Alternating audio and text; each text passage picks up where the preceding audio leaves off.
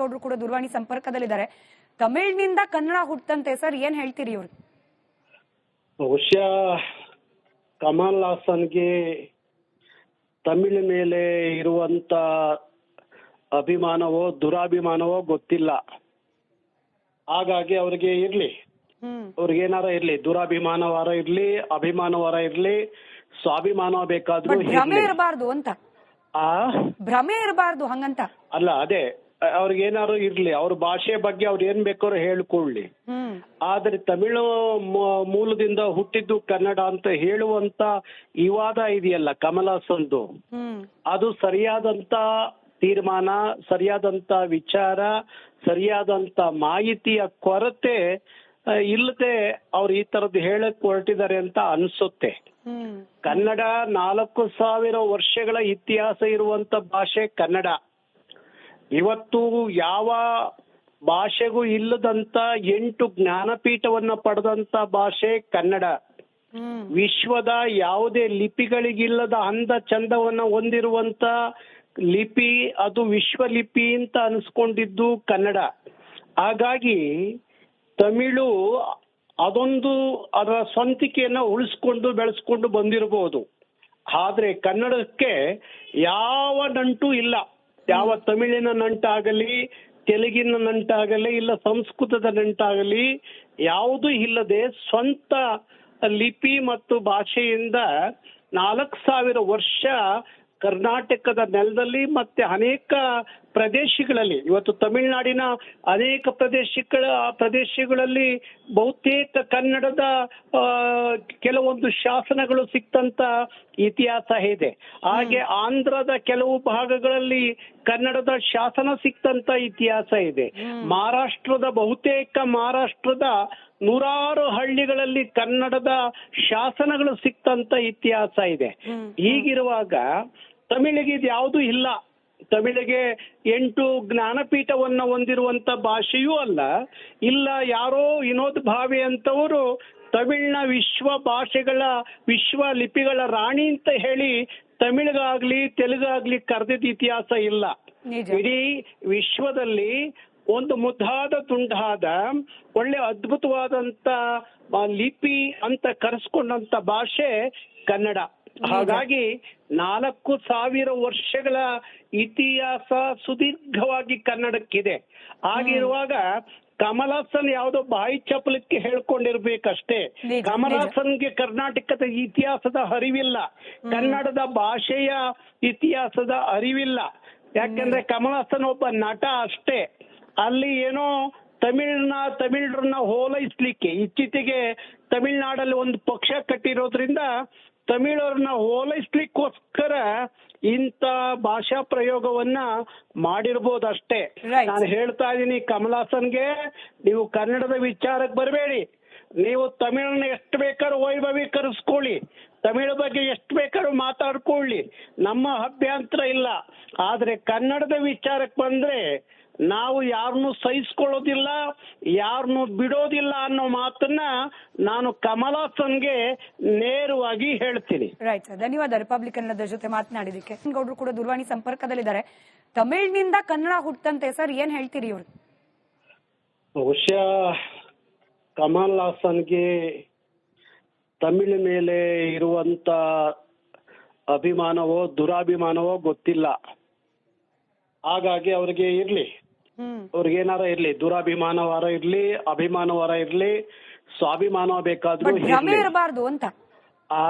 ಭ್ರಮೆ ಇರಬಾರ್ದು ಹಂಗಂತ ಅಲ್ಲ, ಅದೇ ಅವ್ರಿಗೇನಾರು ಇರ್ಲಿ, ಅವ್ರ ಭಾಷೆ ಬಗ್ಗೆ ಅವ್ರು ಏನ್ ಬೇಕಾದ್ರೂ ಹೇಳ್ಕೊಳ್ಳಿ.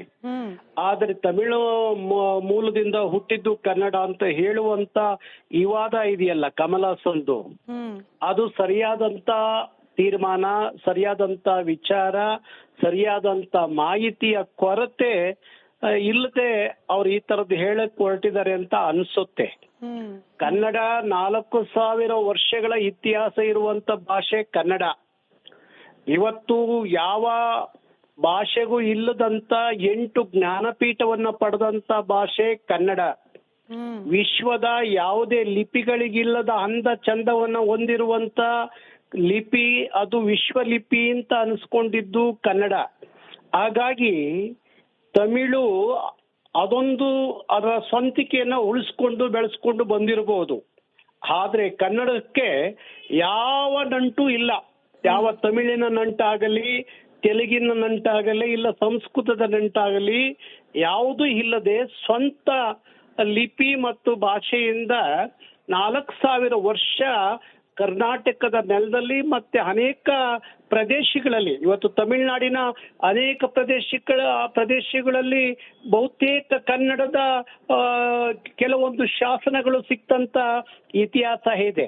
ಹಾಗೆ ಆಂಧ್ರದ ಕೆಲವು ಭಾಗಗಳಲ್ಲಿ ಕನ್ನಡದ ಶಾಸನ ಸಿಕ್ತಂತ ಇತಿಹಾಸ ಇದೆ. ಮಹಾರಾಷ್ಟ್ರದ ನೂರಾರು ಹಳ್ಳಿಗಳಲ್ಲಿ ಕನ್ನಡದ ಶಾಸನಗಳು ಸಿಕ್ತಂತ ಇತಿಹಾಸ ಇದೆ. ಹೀಗಿರುವಾಗ ತಮಿಳಿಗೆ ಇದು ಯಾವುದೂ ಇಲ್ಲ. ತಮಿಳಿಗೆ 8 ಜ್ಞಾನಪೀಠವನ್ನ ಹೊಂದಿರುವಂತ ಭಾಷೆಯೂ ಅಲ್ಲ.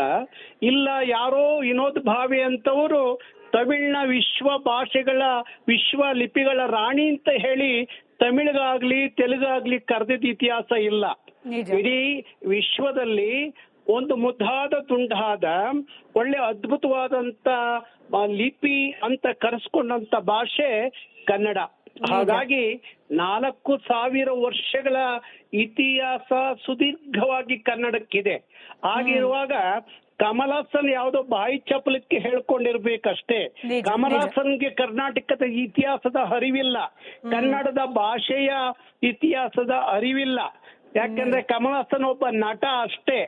ಅಲ್ಲಿ ಏನೋ ತಮಿಳರನ್ನ ಓಲೈಸ್ಲಿಕ್ಕೆ ಇತ್ತೀಚೆಗೆ ತಮಿಳ್ನಾಡಲ್ಲಿ ಒಂದು ಪಕ್ಷ ಕಟ್ಟಿರೋದ್ರಿಂದ ತಮಿಳರನ್ನ ಓಲೈಸ್ಲಿಕ್ಕೋಸ್ಕರ ಇಂಥ ಭಾಷಾ ಪ್ರಯೋಗವನ್ನ ಮಾಡಿರ್ಬೋದಷ್ಟೇ. ನಾನು ಹೇಳ್ತಾ ಇದ್ದೀನಿ ಕಮಲ್ ಹಾಸನ್ಗೆ, ನೀವು ಕನ್ನಡದ ವಿಚಾರಕ್ಕೆ ಬರಬೇಡಿ. ನೀವು ತಮಿಳನ್ನ ಎಷ್ಟು ಬೇಕಾದ್ರೂ ವೈಭವೀಕರಿಸ್ಕೊಳ್ಳಿ, ತಮಿಳು ಬಗ್ಗೆ ಎಷ್ಟು ಬೇಕಾದ್ರೂ ಮಾತಾಡ್ಕೊಳ್ಳಿ, ನಮ್ಮ ಅಭ್ಯಂತರ ಇಲ್ಲ. ಆದ್ರೆ ಕನ್ನಡದ ವಿಚಾರಕ್ಕೆ ಬಂದ್ರೆ ನಾವು ಯಾರನ್ನು ಸಹಿಸ್ಕೊಳ್ಳೋದಿಲ್ಲ, ಯಾರನ್ನು ಬಿಡೋದಿಲ್ಲ ಅನ್ನೋ ಮಾತನ್ನ ನಾನು ಕಮಲ್ ಹಾಸನ್ಗೆ ನೇರವಾಗಿ ಹೇಳ್ತೀನಿ. ರೈಟ್ ಸರ್, ಧನ್ಯವಾದ ರಿಪಬ್ಲಿಕನ್ ಜೊತೆ ಮಾತನಾಡಿದಕ್ಕೆ. ಗೌಡ್ರು ಕೂಡ ದೂರವಾಣಿ ಸಂಪರ್ಕದಲ್ಲಿದ್ದಾರೆ. ತಮಿಳಿನಿಂದ ಕನ್ನಡ ಹುಟ್ಟಂತೆ ಸರ್, ಏನ್ ಹೇಳ್ತೀರಿ ಇವ್ರು? ಬಹುಶಃ ಕಮಲ್ ಹಾಸನ್ಗೆ ತಮಿಳು ಮೇಲೆ ಇರುವಂತ ಅಭಿಮಾನವೋ ದುರಾಭಿಮಾನವೋ ಗೊತ್ತಿಲ್ಲ. ಹಾಗಾಗಿ ಅವ್ರಿಗೆ ಇರ್ಲಿ, ಅವ್ರಿಗೇನಾರ ಇರ್ಲಿ, ದುರಾಭಿಮಾನವಾರ ಇರ್ಲಿ, ಅಭಿಮಾನವಾರ ಇರ್ಲಿ, ಸ್ವಾಭಿಮಾನ ಬೇಕಾದ್ರೂ ಭ್ರಮೆ ಇರಬಾರ್ದು ಅಂತ. ಭ್ರಮೆ ಇರಬಾರ್ದು ಹಂಗಂತ ಅಲ್ಲ, ಅದೇ ಅವ್ರಿಗೇನಾರು ಇರ್ಲಿ, ಅವ್ರ ಭಾಷೆ ಬಗ್ಗೆ ಅವ್ರು ಏನ್ ಬೇಕಾದ್ರೂ ಹೇಳ್ಕೊಳ್ಳಿ.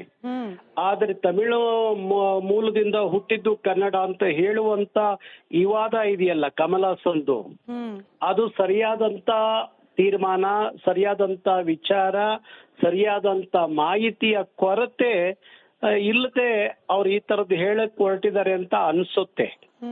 ಕನ್ನಡ 4000 ವರ್ಷಗಳ ಇತಿಹಾಸ ಇರುವಂತ ಭಾಷೆ ಕನ್ನಡ. ಇವತ್ತು ಯಾವ ಭಾಷೆಗೂ ಇಲ್ಲದಂತ 8 ಜ್ಞಾನಪೀಠವನ್ನ ಪಡೆದಂತ ಭಾಷೆ ಕನ್ನಡ. ವಿಶ್ವದ ಯಾವುದೇ ಲಿಪಿಗಳಿಗಿಲ್ಲದ ಅಂದ ಚಂದವನ್ನ ಹೊಂದಿರುವಂತ ಲಿಪಿ, ಅದು ವಿಶ್ವ ಲಿಪಿ ಅಂತ ಅನ್ಸ್ಕೊಂಡಿದ್ದು ಕನ್ನಡ. ಹಾಗಾಗಿ ತಮಿಳು ಅದೊಂದು ಅದರ ಸ್ವಂತಿಕೆಯನ್ನ ಉಳಿಸ್ಕೊಂಡು ಬೆಳೆಸ್ಕೊಂಡು ಬಂದಿರಬಹುದು. ಆದ್ರೆ ಕನ್ನಡಕ್ಕೆ ಯಾವ ನಂಟು ಇಲ್ಲ. ಯಾವ ತಮಿಳಿನ ನಂಟಾಗಲಿ, ತೆಲುಗಿನ ನಂಟಾಗಲಿ, ಇಲ್ಲ ಸಂಸ್ಕೃತದ ನಂಟಾಗಲಿ ಯಾವುದೂ ಇಲ್ಲದೆ ಸ್ವಂತ ಲಿಪಿ ಮತ್ತು ಭಾಷೆಯಿಂದ 4000 ವರ್ಷ ಕರ್ನಾಟಕದ ನೆಲದಲ್ಲಿ ಮತ್ತೆ ಅನೇಕ ಪ್ರದೇಶಗಳಲ್ಲಿ, ಇವತ್ತು ತಮಿಳುನಾಡಿನ ಅನೇಕ ಪ್ರದೇಶಗಳಲ್ಲಿ ಬಹುತೇಕ ಕನ್ನಡದ ಕೆಲವೊಂದು ಶಾಸನಗಳು ಸಿಕ್ತಂತ ಇತಿಹಾಸ ಇದೆ. ಹಾಗೆ ಆಂಧ್ರದ ಕೆಲವು ಭಾಗಗಳಲ್ಲಿ ಕನ್ನಡದ ಶಾಸನ ಸಿಕ್ತಂತ ಇತಿಹಾಸ ಇದೆ. ಮಹಾರಾಷ್ಟ್ರದ ನೂರಾರು ಹಳ್ಳಿಗಳಲ್ಲಿ ಕನ್ನಡದ ಶಾಸನಗಳು ಸಿಕ್ತಂತ ಇತಿಹಾಸ ಇದೆ. ಹೀಗಿರುವಾಗ ತಮಿಳಿಗೆ ಇದು ಯಾವುದೂ ಇಲ್ಲ. ತಮಿಳಿಗೆ 8 ಜ್ಞಾನಪೀಠವನ್ನ ಹೊಂದಿರುವಂತ ಭಾಷೆಯೂ ಅಲ್ಲ. ಇಲ್ಲ ಯಾರೋ ವಿನೋದ್ ಭಾವೆ ಅಂತವರು ತಮಿಳ್ನ ವಿಶ್ವ ಲಿಪಿಗಳ ರಾಣಿ ಅಂತ ಹೇಳಿ ತಮಿಳಿಗಾಗ್ಲಿ ತೆಲುಗಾಗ್ಲಿ ಕರೆದಿದ್ದ ಇತಿಹಾಸ ಇಲ್ಲ. ಇಡೀ ವಿಶ್ವದಲ್ಲಿ ಒಂದು ಮುದ್ದಾದ ತುಂಡಾದ ಒಳ್ಳೆ ಅದ್ಭುತವಾದಂತ ಲಿಪಿ ಅಂತ ಕರೆಸ್ಕೊಂಡಂತ ಭಾಷೆ ಕನ್ನಡ. ಹಾಗಾಗಿ 4,000 ವರ್ಷಗಳ ಇತಿಹಾಸ ಸುದೀರ್ಘವಾಗಿ ಕನ್ನಡಕ್ಕಿದೆ. ಆಗಿರುವಾಗ ಕಮಲ್ ಹಾಸನ್ ಯಾವುದೋ ಬಾಯಿ ಚಪಲಕ್ಕೆ ಹೇಳ್ಕೊಂಡಿರ್ಬೇಕಷ್ಟೇ. ನಿಜ, ಕಮಲ್ ಹಾಸನ್ಗೆ ಕರ್ನಾಟಕದ ಇತಿಹಾಸದ ಅರಿವಿಲ್ಲ, ಕನ್ನಡದ ಭಾಷೆಯ ಇತಿಹಾಸದ ಅರಿವಿಲ್ಲ. ಯಾಕಂದ್ರೆ ಕಮಲ್ ಹಾಸನ್ ಒಬ್ಬ ನಟ ಅಷ್ಟೇ. ಅಲ್ಲಿ ಏನೋ ತಮಿಳರನ್ನ ಹೋಲೈಸ್ಲಿಕ್ಕೆ ಇತ್ತೀಚೆಗೆ ತಮಿಳ್ನಾಡಲ್ಲಿ ಒಂದು ಪಕ್ಷ ಕಟ್ಟಿರೋದ್ರಿಂದ ತಮಿಳರನ್ನ ಹೋಲೈಸ್ಲಿಕ್ಕೋಸ್ಕರ ಇಂಥ ಭಾಷಾ ಪ್ರಯೋಗವನ್ನ ಮಾಡಿರ್ಬೋದಷ್ಟೇ. Right. ನಾನು ಹೇಳ್ತಾ ಇದ್ದೀನಿ ಕಮಲ್ ಹಾಸನ್ಗೆ, ನೀವು ಕನ್ನಡದ ವಿಚಾರಕ್ಕೆ ಬರಬೇಡಿ. ನೀವು ತಮಿಳನ್ನ ಎಷ್ಟು ಬೇಕಾದ್ರೂ ವೈಭವೀಕರಿಸ್ಕೊಳ್ಳಿ, ತಮಿಳ ಬಗ್ಗೆ ಎಷ್ಟು ಬೇಕಾದ್ರೂ ಮಾತಾಡ್ಕೊಳ್ಳಿ, ನಮ್ಮ ಅಭ್ಯಂತರ ಇಲ್ಲ. ಆದ್ರೆ ಕನ್ನಡದ ವಿಚಾರಕ್ಕೆ ಬಂದ್ರೆ ನಾವು ಯಾರನ್ನು ಸಹಿಸ್ಕೊಳ್ಳೋದಿಲ್ಲ, ಯಾರನ್ನು ಬಿಡೋದಿಲ್ಲ ಅನ್ನೋ ಮಾತನ್ನ ನಾನು ಕಮಲ್ ಹಾಸನ್ಗೆ ನೇರವಾಗಿ ಹೇಳ್ತೀನಿ. ರೈಟ್, ಧನ್ಯವಾದ ರಿಪಬ್ಲಿಕ್ ಕನ್ನಡದ ಜೊತೆ ಮಾತನಾಡಿದಕ್ಕೆ.